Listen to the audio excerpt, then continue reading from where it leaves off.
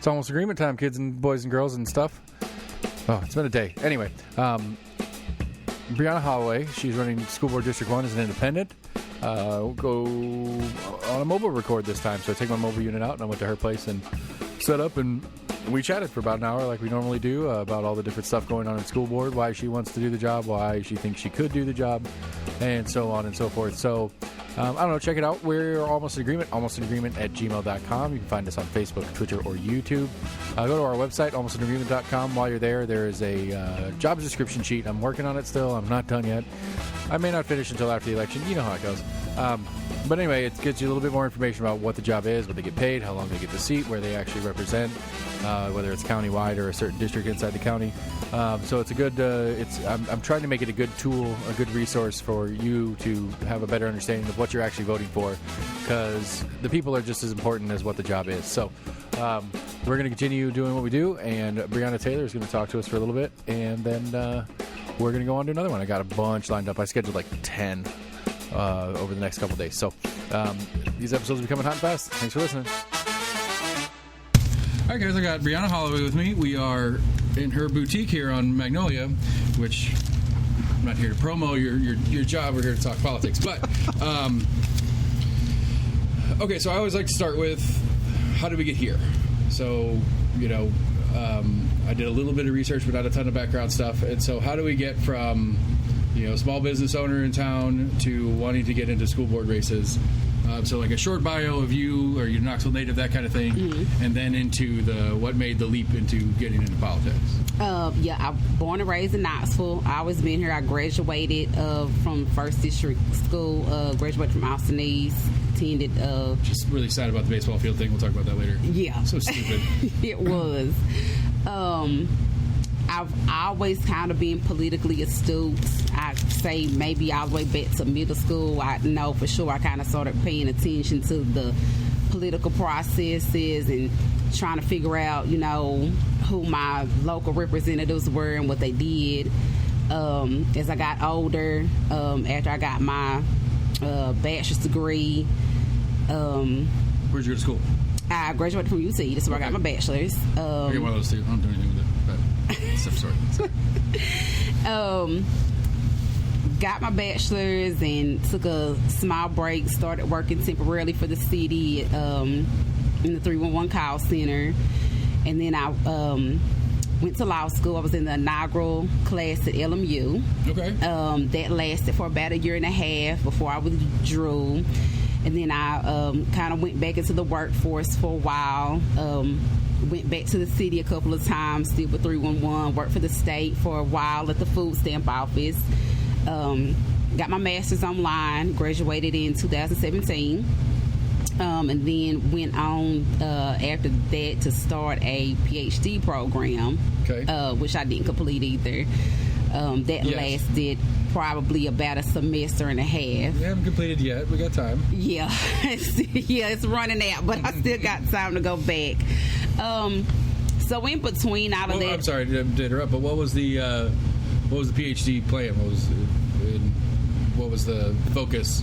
Well, my master's was in criminal justice with a concentration in management and leadership. Okay. And then my PhD was going to be in criminology, and I was going to focus on labeling theory and predominantly African-American gangs. And my bachelor's was in sociology with a concentration in criminal justice and a minor in African American studies. Okay.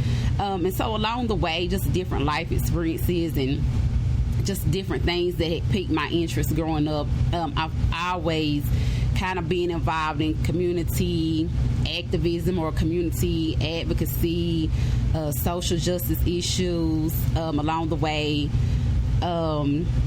And I've always kept my eye on politics. I've volunteered on several different people's campaigns over the past 12 years or so.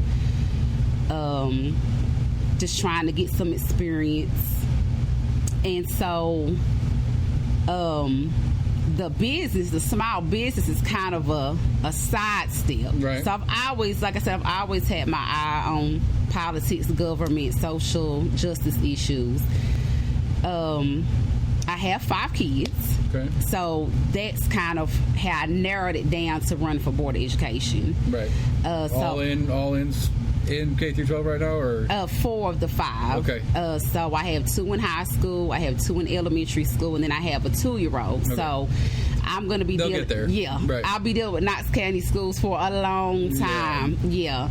So I had already had my eye on the seats for a while. And so when it came out that Everty wasn't seeking re-election, I knew it was definitely my time to go ahead and pick up my petition and throw my name in the hat. Okay. So just to review in my head real quick, so it was community and politics have always been something you paid attention to. Mm-hmm. It's something that you knew you had to drive for. Yes. And right now the pieces came together to give you where the opportunity seemed right for you now is what. Yes. I mean. Okay. Excellent. Okay. So I always get lost. This is one of the curiosities that got me into doing the show. Is I always get lost in process and trying to figure out who sits over what. And so one of the things that's most interesting in school board is because I know, haven't started, like you're my 3rd so far in this huge cycle we've got going on right now, but I know I'm going to get some county commissioners, maybe a mayor or 2 that's going to start talking about the schools. It drives me crazy because other than a little bit of budgetary stuff, got nothing to do with it. Right. And so, and even inside of that, as I've been learning more about it, is some of the scope of what school board can do and what they have to do by state mandate. And so when you get into looking at how to differentiate yourself against what is currently and who you're running against and stuff like that, what are some of the things that either from your history or some of the ideas or something like that you have that is going to, well, I guess the easier way is like, are you happy with the way school board's working right now? I am not particularly satisfied. That's fine. No, that's good because I mean that's if it's good the way it is, why do you want to get in there and change something? That makes total sense.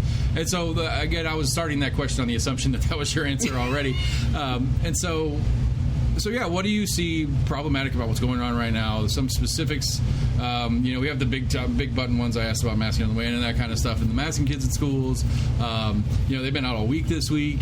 And the staffing's a huge issue right now. And so what are some of the things that you see that you would like to make some tangible changes to that you think you have either the historical knowledge of or whatever it is that would help get some of these goals achieved? Well, as I said, I have several kids inside Knox County Schools, so everything that Knox County Schools does, whatever decisions they make, it has a direct effect on my household. So before I became, a small business owner, I did work traditional 9-to-5s, and I know how those, prolonged or unexpected school closures, how they can absolutely have a detrimental effect on, somebody who may not have enough time to take off work, may not have, a understanding employer. I understand, how kids fall behind, especially in the first district. Our kids are already, historically behind the marker as far as reaching their benchmarks and graduation rates and attendance rates and so on and so forth. And so when you continue to have these prolonged, absences from school as far as system-wide, it just puts them further behind than they already were. And I know virtual, was done last year. I never really was a fan of virtual. I just knew that it wouldn't work well in my household. I agree 100%. And again, it's like you said earlier, it's like depending on what the job you have. Yes. Like, my day job, I'm out, I'm all over town all day and that kind of stuff. And just recently the wife has quit working, and so that makes it a little bit better. Mm-hmm. But at the same time, it's like, we're not teachers. Right. Like, even though it's like set them in front of the computer, the teachers in the computer. Yes. You still have to be, like, one of the things, and this is maybe a bad parent thing to say, but one of the things that's great about school is you get to hand some of that off. Exactly. And your kids get to be mad at their teachers for being the disciplinarian for at least a couple hours a day. And so you don't have to do that. And then with the virtual option for me in our household, like, I already fight with my kids enough about enough stuff. Yes. I don't need their in school time to be another thing that I'm pounding heads against them with. And so I didn't like virtual school personally, but I appreciated the way that with what we knew at the time kind of thing, that it was a it was a better than nothing option, I suppose. It was. To where we were at the time. And so now things have changed, and I still don't like virtual school. It sounds like you don't either. I don't. Okay, anyway, I kind of interrupted on a side. You're there. fine. I apologize. We were talking about, you know, for your household, virtual school is difficult, and you can see how it is difficult for other people. Yes. And these prolonged absences. And so, again, the starting at, we're trying to see what things we don't like and things we want to change. Mm-hmm. I'm getting the inference that that's not something that you're particularly fond of in the school system. I'm not. I mean, I'm not sure what the alternative, you know, would be to, you know, try to keep everybody on pace. Aside from virtual school, maybe take a look at, you know, different options of virtual school, or whether they do it autonomously, you know, where the teacher sets out, you know, the assignments for the day, and you just kind of do it, you know, at your own time, as long as it gets turned in, you know, by the end of the week or by the end of the day, by midnight, kind of have like my master's online program was. And I have experience doing online school, and I was getting my master's at 30 years old. Right. And I remember just how difficult it was for me to stay focused as an adult in higher ed. So I can only imagine how difficult it must be for other kids. And then I know just in my own household, my kids are kind of disrupting each other. They're making it hard on the teacher when, you know, it's bad enough when the teacher's trying to deal with disturbances in person, but dealing with that, and then there's so many different things going on in everybody else's background. It just, you know, you just don't get a lot accomplished. Right, and just like really crazy stuff. Like I'm sure you heard the story about the kid who was showing off his Nerf gun and got suspended for virtual school. And it's like, oh, come on. I mean, yeah, you know, I get it, but who were you threatening with a Nerf gun at home in a virtual school? But yeah, but it's weird. I mean, it's a really weird policy issue, and again, like, I sympathize with the situation. Yes. But as a parent, trying to understand that, because my kids look at a computer as a toy. It's not a tool. Yeah. It's not an educational machine. It's a toy. I go play something games to have on fun there. With. I watch my YouTubes on there. That's what a computer is to me. And it's because there's been this big talk because they took the computers away, or at least at our school. They're not allowed to take them home anymore, and I'm not sure what's going on with that. I think it varies by school or grade level. And mine are both elementary, but they just right before Christmas they had to bring them back to school, and they haven't got them back yet. Yeah, I don't think my younger two have them either. I think my older two do. And so they're like, we need a computer in the house. It's like, you don't care. All you want to do is watch YouTube on it. Why am I going to buy $600 computers so you can watch YouTube? But we're going to break it and probably eventually do so. Okay, so. You know, we kind of touched on Madison Schools. If you want to take that on, you know, just my honest opinion. And while we're in this right now, so you know, I kind of pay attention to what a lot of the teachers and kind of staff on my Facebook friends list are saying. So what I'm seeing is most of the teachers are more pro-mask. And so, of course, we had this mandate with this lawsuit going on. This, like, you know, you can't give the kids a choice anymore. Right. I would prefer the choice of whether or not they wanted to mask up. And so, clearly, wearing the mask is not preventing illness, because if it were, we wouldn't be we would have been in school this week. Mm-hmm. So, you know, do you kind of take another look at it? Because it's clearly not working, and then we're having talks. There's, you know, rumors about, you know, them not going to school again next week, and then, you know, Knox County's asking the state, can they go virtual next week? So there's a possibility that they won't be in the buildings next week either. So yeah, if it were up to me, I would just leave it as a choice for whoever wanted to be masked up until this is over, if it's ever over anytime soon, just to leave it at that. Of course, you know, the first district schools last year, you know, made national news for a lot of the wrong reasons. There was quite a bit of violence. You know, several students tied to our SNCs got killed.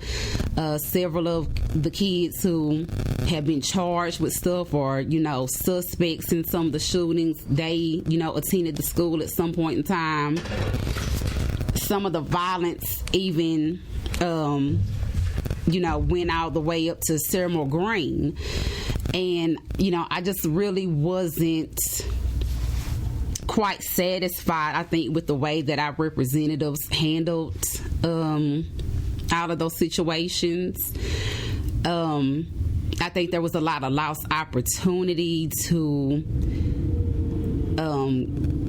not let the bridges burn between the schools, the community, and law enforcement that serves the schools in that district. And because all of those schools sit within the city limits, we have 3 different law enforcement agencies that serve the schools. You have Knox County School Security, you have KCSO, and then you also have KPD.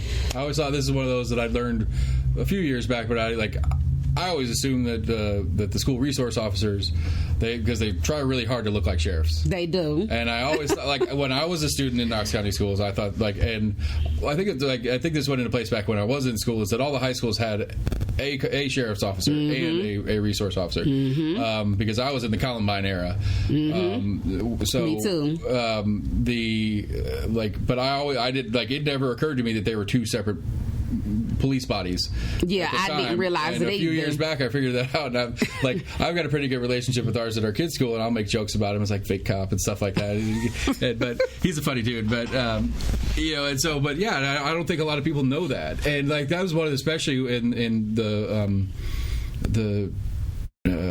Taylor. I'm sorry, I just totally blanked names. The one where the bathroom one. I'm sorry. Oh yes.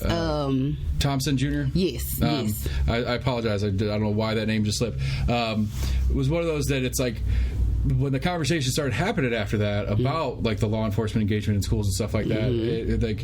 The question to me was always why do we need cops in school? We already have a inside authority. Is there? I always assume, and this is something I've talked to a few other school board members out, and I can't quite get a grasp on it. I assume that our school officers have specific training.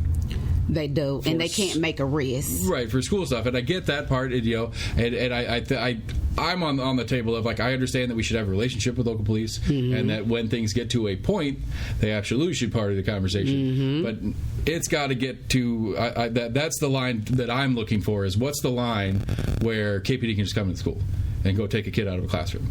Where is that line on paper? Is there a rule for that? Because to me, it seems a little loose, and it's just kind of well, we have a badge on our uniform, you have a badge on your uniform. Come on. I think the line is that the KCS officers, they're not allowed to make arrests. Right. So that's why KPD and KCSO are in the schools, because they do have that power. And there are some rules that, kind of specify what each law enforcement agency can and can't do, and who they have to speak with when they come into the school before they make an arrest. And there's been some, I guess, a gray area on exactly who is the contact person when an officer comes in the school to arrest a juvenile. I know a lot of people in the community, said, well, why didn't they contact, his mother first? But people have to realize, they don't typically contact the parent first before they make an arrest. Right. They notify the parent after the fact, but... Right, and depending on the circumstances, we're not... Yeah. We don't have time to mess around here. We got to get down to business. Right, we got to get down to business. Right. And I know that they said, well, the officer should have contacted the principal. But from my understanding, that in that particular incident, the principal was in a meeting. And, so my thinking is point of contact was made with the school resource officers and the KCSO officers inside the school. Right. And so if an arrest is being made, the principal would be notified after the fact. Right. But, again, that's just a lot of gray area. I haven't done my research yet to get a definitive answer on that, but that's just going by what I've seen, the conversation being what I've heard and conversations I've been a part of. But I think that's I think that's the parent outlook that I see value in a school board member is that parent value in the I always try to put things in business terms. It makes it easier for me to rationalize. It's who is the customer of the school system? What is the product of the school system? Those kind of things. And I think, just like in any business, you need to have a good mental picture of who your customers are, and a parent is part of the customer base for a school system. And so, having a parent now become the salesman, again, for lack of a better word, gives insight into those kind of things. And to be fair, I think most of the current school board, except one might be a grandparent or great-grandparent currently. Yeah, we make age jokes here. But, for most of them have kids that have been through the school system, or at least a similar school system, or like that. And so I always, that is a checkbox for me, is being a parent, because it's easy to say these are our kids as a community. Right. Those are my kids, kids. And that puts a little bit more emphasis on the ownership from the standpoint. Right, because, my kids were in the building, right, when this took place. And, my kids grew up with a lot of these kids. And then I went to school with a lot of these kids' parents, right, or, maybe their aunts or uncles, or I know their families, just from being around in the neighborhood, just from growing up here. So, it has a personal aspect to it as well. But, yeah, I just really think the ball was just really dropped there, especially, when conversation came up about possibly taking KPD out of the schools, when that agreement was getting ready to end over the summer. I don't think there's a lot of communication between the school board rep and the parents in the community. And, you said that you went to school in the Columbine era. I did too. I was in 8th grade when Columbine happened. So I understand why law enforcement was put in schools. Right. And then, the Sandy Hook incident, that was when my kids were in elementary school, my 2 oldest kids. Right. So I remember that kind of renewed fear. And so I think we need to kind of go back to that, instead of just saying law enforcement, is just the enemy, and they're just, this big bad wolf that's there to destroy I think, your school day. Right, outside of the job purview of what we're talking about, I think that's a general issue with law enforcement that needs to be addressed. I mean, I'm as vanilla white male as it gets out there. And, I mean, just today I was cruising down the road, and I was in Union County, because that's where I was working, but the Union County Sheriff turns around, starts following. He wasn't following me, he just turned around because he needed to turn around. But the first thing I'm like, I start getting all freaked out about it. And it's like, that's not supposed to be the relationship with anybody. It's not. It's not. And certain communities have it better or worse, however we want to word it, but I think that image in law enforcement, whether it's with schools or with the community at large, I think is a bigger problem that needs some serious looking at. It does. And so one of the things that I want to do, the president, I probably have him wrong, I may not, but I think it was Roosevelt. When he was president, he used to do what he would call these fireside chats. No, you're right. Yeah, I was thinking of the other Roosevelt when you first said it, but yes, Franklin. Yes. And so he, would sit down. I think because the country was going through the Great Depression at that time, and he would sit down and have these, kind of relaxing like chats that he would deliver to the country over the radio and say, this is what's going on, this is what I'm doing. And I want you all to have an understanding, because a lot of fear and anger comes when people don't know what's going on. That, so if you notify people, that takes a lot of the confusion, a lot of the stress and anger out of the conversation. So I think when a lot of this was going on, of course, we are well past fireside radio chat. I mean, I know a guy who makes podcasts might be able to help you out. I'd love to work with you doing that. So I think, like you said, doing a podcast, or just setting up your phone on a tripod, and, maybe if our representative or representatives, not just for school board, but our county commissioner, our city council, our state rep, if they had maybe all sat down together as a collective and then gotten with maybe the police chief or the superintendent or, whoever's over KCS security, because I know that, there was a recent shift with that. And just kind of sat down and addressed some of the issues and questions that parents and people in the community had.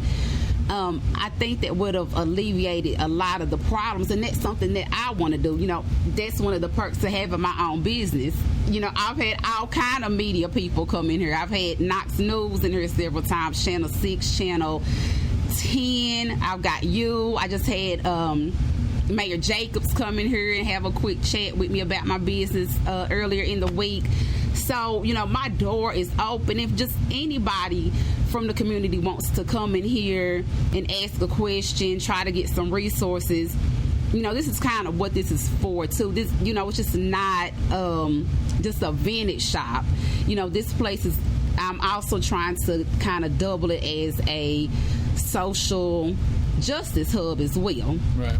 So, I'd like to see more communication on an intimate level pushed out to the masses that keeps people informed about what's going on, because people can be so hard to reach. And and I've talked about this publicly before. A lot of the people in this first district, there's so many students whose parents are incarcerated. There's so many students whose parents have passed away from homicides or overdoses. And so you have a lot of grandparents, a lot of older siblings, aunts, uncles, etc., and so on, raising these kids. And they don't always have time to come to the PTA meetings. They don't always have time to come to forums. They're working, or they're trying to get dinner on the table, or they're just tired, or they just may not be as politically astute and involved as other people. And so I really want to reach people where they are, because I'm there too. Right. I'm in that same boat. I'm by myself taking care of 5 kids. So I know how hard it can be. And I don't even have a car. I totaled my car a few months ago. Been waiting on my settlement. And so, there is a lot of concerted orchestra for me to just get around, to do my daily things, to get to the grocery store, to get to my business. And I know I'm not the only one who does that. And so I feel I'm more relatable to the people. I feel I'm a better representative of the people in my district, the parents, the community, the students.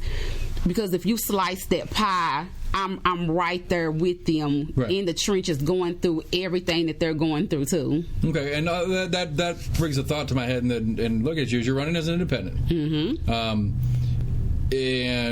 I guess it's a two-parter. Do you feel like the independent label makes sense for this community, or do you think is there more to it than that, or is like, explain that decision, I guess, is a better way to ask the question I'm getting to. Well, historically, there's always been just kind of Democrat and Republican. Of course, black people historically vote more Democratic.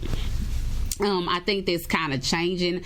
I think people are more swinging kind of towards, their own independent thoughts.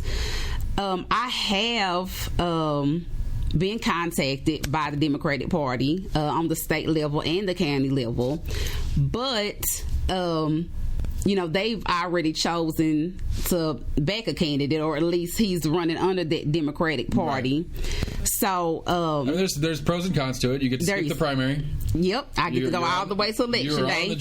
You're on the general in August, no matter what happens. No matter what happens, which is a bonus to it, I suppose. It is.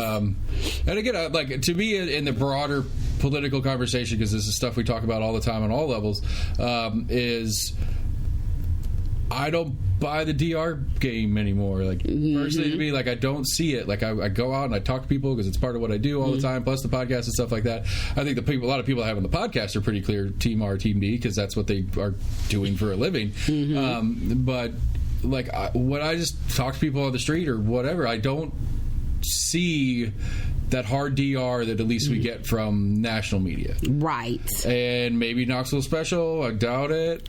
Knoxville is special, but not on this part of the conversation. Like, I don't see people that hardcore about it, except for the very small window of people that are. But the normal people out day to day, I think most people use the DNR as a crutch when they vote. I think so, I don't have to think as much punching the D button. Right. And that doesn't serve anybody. And that's part of me and why I want to do this podcast so badly, is that I think there are a lot of people that, if they had a little bit of help, they could skip the lazy part of just slamming the D because mom says we're Ds.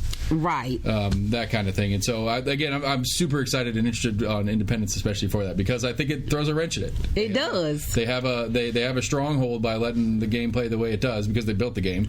And so now and especially the school board one, because this is the first time. Right. At least the first time in a couple decades or whatever.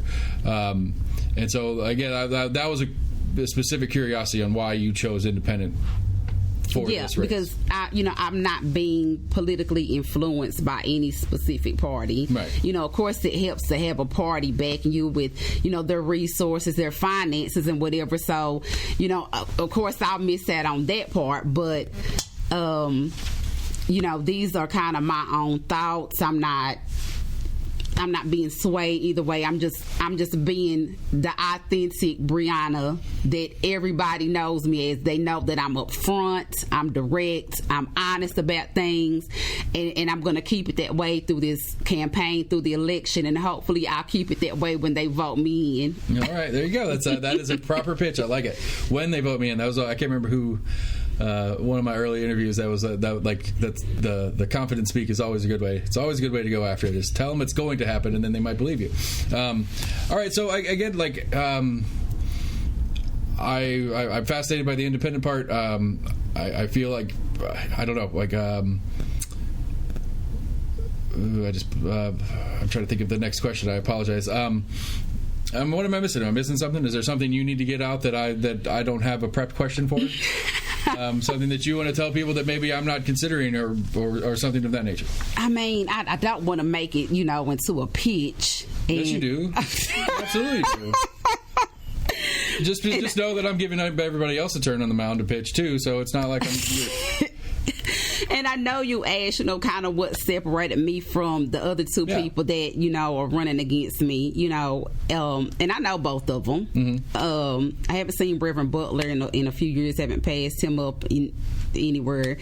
Reggie, until he decided to turn his petition in against me, he used to be a frequent person in here and a frequent person on my phone talking about issues. And I like them both.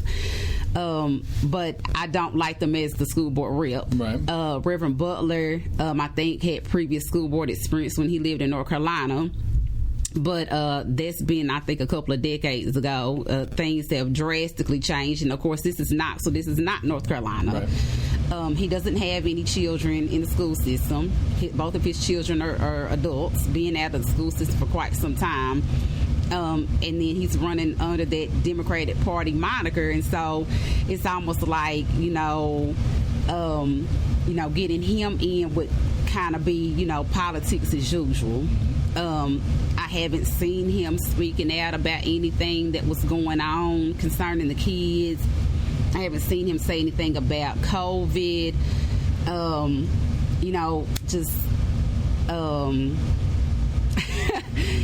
He's I just don't think he really has a true connection to the community. Okay. In the same way that I do. I guess that's the best way to say it. Reggie has kind of made himself a career political wannabe. He ran for county commission 2 years ago. That didn't fare well for him. And then, just as of late, you're banging heads with Gwen McKenzie, so right? Gwen McKenzie's out here. She's one. She's the council person. Daisha Lundy is the county commissioner. That's who he ran against. Gotcha. And I conflate that move all the time. That's another one that, as I got into politics locally, trying to figure out where District A, B, C is versus. Yeah, it's very complex. It can be very complex. All the city county pile up and all that jazz, but. So anyway, Reggie's been in a number of races, but has not been successful so far. Yeah, well, just here in the past 2 months, he's decided, he's kind of pushed himself out there to campaign as Knox County Sheriff, which they told him he wasn't qualified for. Then he switched horses and decided he wanted to be the Knox County mayor. And then he decided, well, I don't want to do that either, because I've even still got his Knox County mayor cards up here on one of my racks. He wanted me to hand out the customers, and now all of a sudden he wants to be the school board rep, and I don't think he's genuine. From what other people have said in the community, I don't think they really think he's genuine or good for the job either. I've been told that the Republicans are kind of on the hunt for someone to run under their party, but I mean, you might be as close as I got, so I might be, and I'm open to run, working with people who are, have maybe somewhat opposing political views. I'm open to hearing their thoughts. I know most of them are anti-maskers. I hate to say that, and so they may find a little favor with me, especially knowing that I feel that the whole mask mandate should be a choice. So I may not be so bad. I think I'm kind of a really middle of the road person. Right. Which, like we said, I think I in my estimation, as I go out and talk to people, it seems like more people are that way than not. And maybe they don't agree with you specifically on issue A or B, but they're also not way over on one side or way over the other side. And I think that's what's getting lost in politics, because again, I'm fascinated by this school board races being partisan for the first time in forever. Yes. And how that's going to turn out. Which, so far as I've done some reading on it, one of the concerns for me when it was announced was that we were going to lose parents. Because party rules and some of the different stuff that you have to be in the party and kind of stuff like that may exclude some parents that are like PTO style parents that want to continue, because you have to have the different bona fides, the big stupid word that I still don't know exactly what that means, but that's one of those things that I was concerned with when they went partisan, because I was afraid it was going to be exclusionary to some of the more traditional school board members being parents and stuff like that. And I would joke with some other people I've talked with, and I said, I am that PTA mom that they're trying to kind of exclude. I'm active with the PTA at Austin East, which we just got back started at the beginning of the school year. I'm active with things that are going on at my younger children's school, which is Maynard Elementary. I still keep connections at Fair Garden, which is a community preschool, which all four of my kids had come through. I'm here for the long haul. I'm not here because it looks good on my resume. I'm self-employed, so I don't really care about a resume anymore. Right. Right, that's the worst thing you can put on a resume is I own a business. Nobody wants to give you a job because you don't care about it as much as you care about your own. Right. So, here I am, and I've made myself visible. I've been very outspoken and honest about things, even when I felt like it may have not been the most popular opinion. And again, I'm not here for a short term. I'm not here to try to use this as just a step up the ladder. Like I said, I have a daughter who hasn't even entered preschool yet. So I'm going to be here for quite some time. Right, and the pay sucks, so it's not like that's part of it either. No, it's not. I'm not a serial politician. I'm not just out here just throwing darts at the wall and seeing what'll stick. I've walked the same highways, graduated from the same schools. My kids are in these schools. Where we live, we're actually zoned for West. Really? Yeah. So. All right, technical difficulties. We're back. I forgot where it was. It's okay. So, I'm a UT graduate. A lot of people don't know that downtown and UT is also in this district. I'm a member of the University of Tennessee's Black Alumni Council in my second term of that. So I want to use my connections that I've built, my networks, the relationships that I've built with the teachers, the administration, the parents, my alumni status, at UT, take my experience that I gained from working in the food stamp office and working in 311, listening to everybody calling and complaining about what was going on in the city. And I want to take all of that, plus, my lived experience just as a parent, and,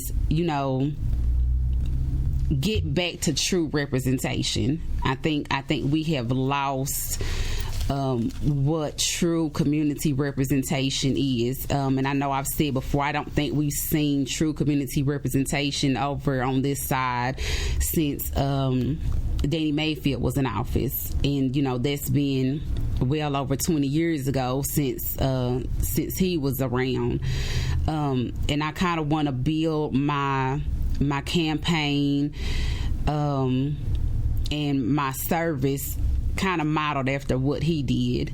I'm an open book. My shop has an open door policy. I'm here, I'm here for our kids. I'm here for our parents. I'm here for our community. I'm here for our teachers, our staff. There's so much I could talk about. I joke all the time that I'm long-winded as well. So, I could go into talking about, trying to raise the pay or benefits for teachers and our custodians and cafeteria workers. There's so much to touch on about, bringing in mental health services. I know that it's been addressed a lot for the students. But I don't think the teachers have really been offered, the mental health services that they should probably be getting, because, they're in these schools with these kids every day that are being killed and getting locked up. And they have to take that home and kind of separate themselves from what happened at school, and what's going on in their household. And, I've been at several of those young people's funerals. I've watched those teachers and staff cry, and I know that they're taking a lot home. I know that there's been a big talk about trades, and when we talked earlier about all the absences and all the missed time out from school due to COVID, I know when I was in school, college was just really shoved down our throats. And, I'm not using my degrees in the way that I thought I would when I was in school. Right. I've kind of figured out a way to put a twist on it along with my entrepreneurship. But, looking back on it and having discussions with my friends, we've realized that, college is not the be-all, end-all that we were conditioned to think it was. Mm-hmm. And when you're in a district with children whose graduation rates are some of the lowest in the county, and they may not be prepared to come straight from high school right into college, there's nothing wrong with that. But there needs to be something in place so that they don't graduate high school and, become idle-minded or get into trouble. We need to bring back the trades. And right, you leave high school and McDonald's is your best option. Right. There's a lot of other things that aren't above board, for lack of a better word, become options that may not have been otherwise. Right.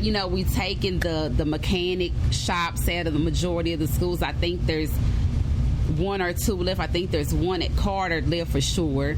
But we need to bring that back. I know so many people, especially, this great resignation that we're having while we're going through this pandemic. So many people are going into entrepreneurship or going into different careers or jobs that don't require any type of degree at all. You just may need a certificate or just some training, truck driving. A lot of people go into the health field as CNAs or LPNs. We used to have brick masonry when I was at Austin East. We had tailoring. I've got a clothing store, and people ask me all the time when they see me outside my house taking pictures. I think they think that I'm making the clothes, and so a lot of people are shocked to find out that no, I don't make them. I just sell them, and then they think that maybe I know how to sew as well, and I don't know how. That was just a skill that I briefly picked up in my home economics class when I was at Austin East, but I didn't practice it. Right. Who cares about learning how to sew when you're going to college and the plan is to sit in an office all day? Right. You can drop your stuff over the dry cleaner; they'll fix it for you. Right. Hey, but that is a skill that's been lost, and if you don't even turn it into a full-scale career business, it's always good to have as a side hustle. Right. And so that these young people coming out of school, or even in school, that they're not looking to sell drugs on the side, for extra income or to help mama. They can actually have a legit skill and make a legit hustle. So I think, we definitely need to focus on bringing some of these trades back. And what was the other thing I was going to touch on? The schools in the first district, they're magnet schools. That whole program has been going on for about 25 years now. I think it's when it got started at the elementary school level. It's definitely not doing what it was designed to do. Not here anyway. But the good thing is those schools were concentrated to be able to teach certain things. Like Austin East is a performing arts school. But I think we've gotten so far away from the performing arts because it's not being taught at the elementary school levels. For example, I was a member of the marching band at Austin East. I was, but not at Austin East. I was a band dork. I marched in my high school and I marched at UT. Oh, did you? Yeah. Oh, proud of the Southland. Band dork, yeah. Yes. Met my wife in the band. That's the best. Band is the best thing ever happened to me. I love it. See? And so our band has been small for years, but it's getting smaller. I mean, like, you have the band director after he's having to step in and play tuba. Right. Because you got no players. Yeah, you don't have any players. And so right. If you're a performing arts school and you don't have enough to field the band, right, it doesn't make a lot of sense. It doesn't. Or when your dancers in the band are diminishing to where you only end up with maybe 3 at the end of the football season.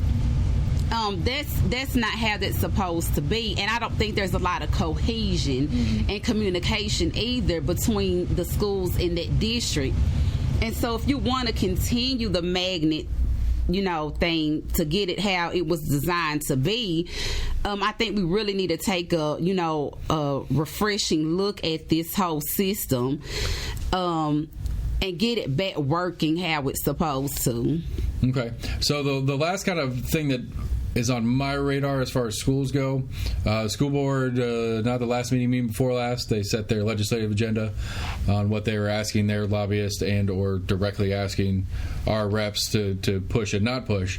And this is the first time in a decade that saying no to vouchers is not on the top of the list. It's always been that's always been something that the school board has traditionally always been against, where currently it's not. In this most recent incarnation of what's going on, obviously everybody's about to shuffle. There's a handful that are midterm right now, but we got 5 seats coming up, 6 seats. I don't remember. I'll have to check my list. It doesn't matter. At least three. That'll shift that. And so again, it's topical right now with what's going on. The repercussions of that are going to come in when you get the seat. What are your thoughts on vouchers and whether that's a net positive for the community? Because again, that's who we're supposed to be talking about here. Right. And is giving people the opportunity to help pick the school their kids are at a net benefit for a community? I don't think public funding should go towards school vouchers. Of course, if I'm going to be the representative, I've got to push for public schools. I've got to support them. And so I think that our federal and state money needs to go into our publicly funded schools. And if there's something wrong with the schools, and there is quite a bit wrong with, the schools in the first district, I think you need to try to fix it, before you try to build something else. And so I live in a neighborhood that has a small community elementary school, and then a couple of streets over you have a charter school. So you have Emerald, and I know several people who sent their kids over there. I know several teachers and several administration who went over there, and I really don't hear too much positive about the school. And so all of them just about have come back to teach or have sent their kids back to public schools. And so Maynard is a really small elementary school, but it sits right there in the neighborhood. It's walkable for the kids. It has a small teacher to student ratio, and they're really making an effort to try to build these community relations with the parents and the neighborhood association and the sports groups in Mechanicsville. But when you have a charter school just a few streets away, it takes away from this good thing that's sitting right here. Right. So roundabout answer is no, I would not be in support of school vouchers. I want to support our public schools. Understood. Again, to me, I feel like for not as much for your school board races, just because the way the function works, this is going to be state reps. The state reps are going to be the ones that are really having that conversation. Mm-hmm. Governor Lee's already made quite clear that he's a fan of them, and so for a lot of the state level races this year, I think, is going to be a huge topic. Mm-hmm. And whether agree or not, we're going to be dealing with the repercussions of it. But it's still interesting to see where you stand. All right, so in this crazy 2022 election, I've got me and the team set up 5 official questions. We'll close off on this. We'll let you do some plugs for your Facebook page and stuff like that at the end, as far as people getting in contact with you. But our 5 official questions, it's we're an amateur show. We're here to have a good time. Some of it's like right on point. Some of it's a little bit. Some of it's stuff we've already talked about. So number 1 is, I think we've already talked about it. It's political past, present, and future is the question. And so, correct me if I'm wrong, this is your first attempt at running for a seat. It is. Okay, and you kind of hinted at it, but just to put it on record, you currently don't have any intent to continue into politics further. Or is that wrong? Or like that? Do you have intent to grow in politics? Or I do. Okay, I do. Then I misunderstood earlier. So that's good that we're clarifying. When I said that I wasn't gonna just use this as a resume booster, because I've had this question asked to me by someone else in the media, and the answer that I gave them was, I don't intend to be a one-term rep. Okay. I want to be at least a 2-term rep, which in that seat is 8 years. Right.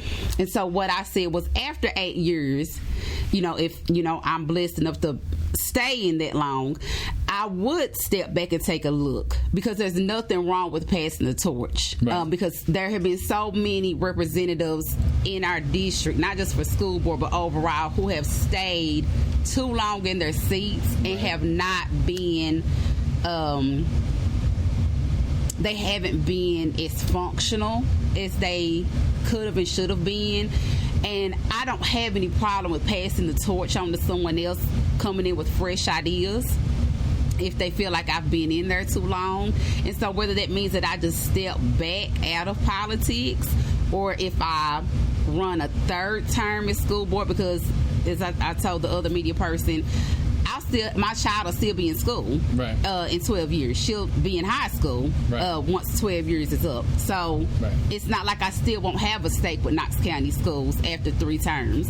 Or whether that means that maybe I've outgrown my role and maybe it's time for me to move on to maybe city council or a state seat. But Yeah. Okay. So again, see, that's important. All right. Number 2 is that this is a tough one. Favorite ice cream.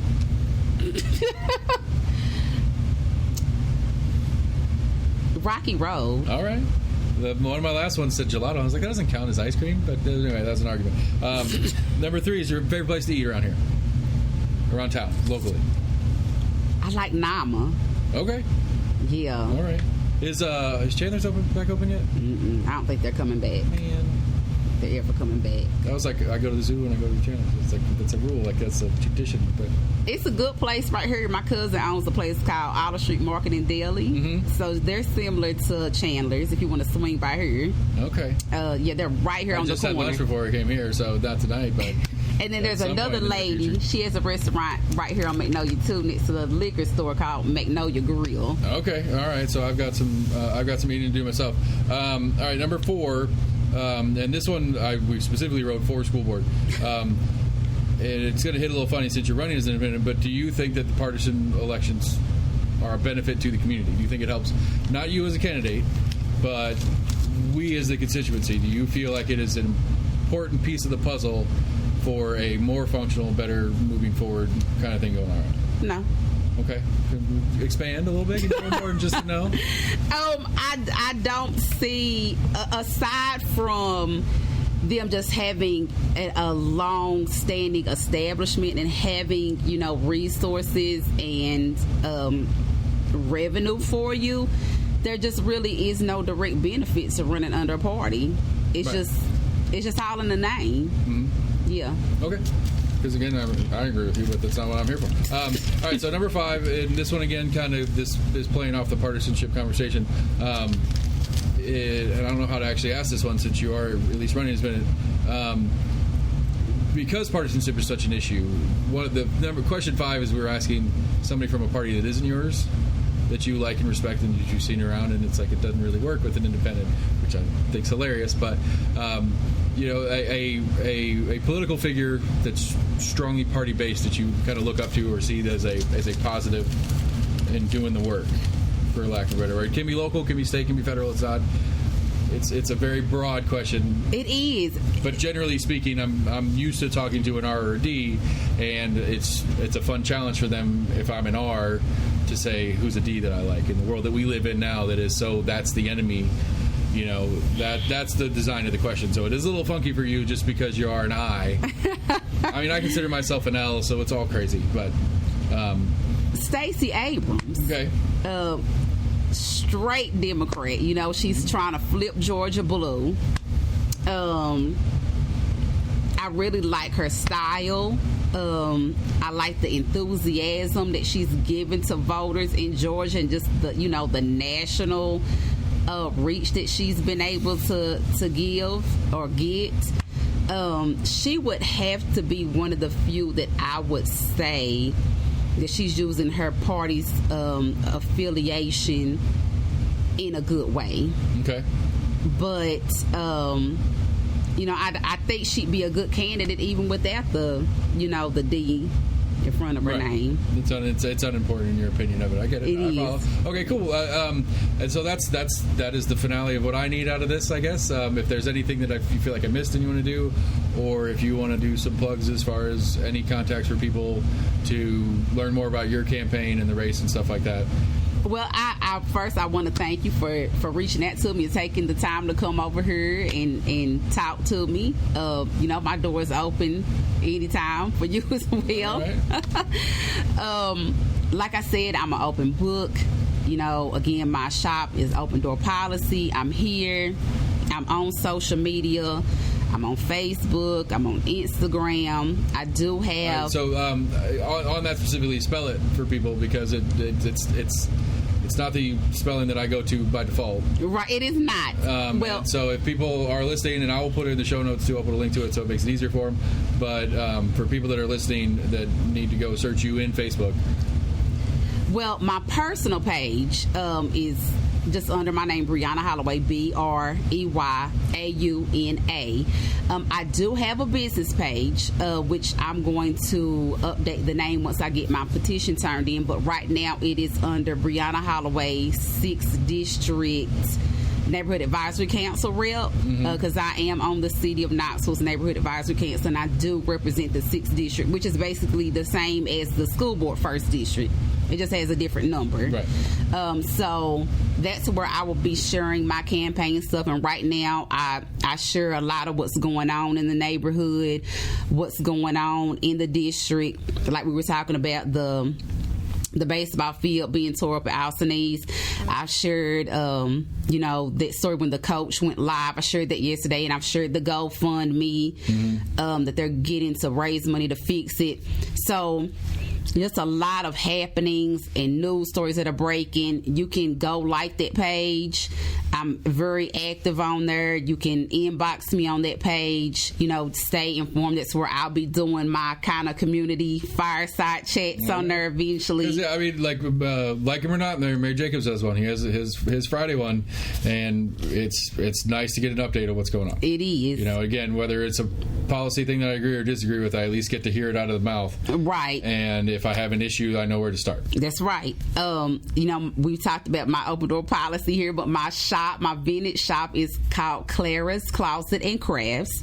I still do not have a sign, but I do keep my windows decorated. So that is one way to tell where I'm at in this plaza. It's real red right now. It is.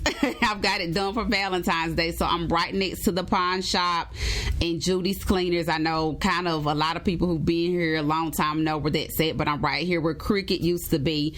And then if you just want to stick it in your GPS, it's 2131 East Magnolia Avenue. I'm here in the main suite, and if that front door is propped open, I'm in here. I'm on Instagram. Not a lot of political stuff going on there, but if that's how you want to reach me, I'm on there. She is Bree, and that's Brey. My business email is clarasclosetandcrafts@gmail.com. And then I'm always somewhere, don't be afraid to stop me at the gas station, at the grocery store, walk in the neighborhood. I'll talk to anybody. Just, let me know what you think. She's talking to me, people, so she's not lying. I can give you that part right now. Yeah, I'm here. Yeah. All right. Well, I'll put some links and some contact in the show notes as well. And I can't thank you enough. If there anything else you want to get out, we'll call it a day. That's it. Awesome. Well, again, I appreciate you, and we'll touch back soon. All right. I appreciate it so much. Breyauna Holloway, everybody. So that was fun. It was interesting. It was neat. Got an actual independent who feels pretty strongly that the party is not the way she wants to go about her campaigning. So we'll see how that pans out for her in the long run. I'm excited to follow and pay attention to her race, as well as the litany of others that we're working on right now. We're almost in agreement @gmail.com. You find us on Facebook, on Twitter, on YouTube. Go to our website, almostinagreement.com, almostinagreement.com. And while you're there, you can check out our job descriptions page. It's my attempt to try to fill in some of this is what the actual job is, this is what the people can actually do with the job. As you guys know, the most frustrating thing in the world of me is when people campaign on things that they can't do if they get the job they're asking for. So I'm trying to do my best to nip that in the bud, if you will. Go to your favorite podcast provider, give us a follow or a subscribe or whatever it is. Give us a 5-star review. Tell your friends about us. I don't know. We'll see how it pans out. You know me, I like to make fun of the local media sources. I know Compass is going to do good work, but as far as the breadth of candidates running and how much information is going to actually be available about them, I hope you use us as a source, and I hope it helps out, and I hope it helps you make your decision. Thanks, everybody. Have a great day.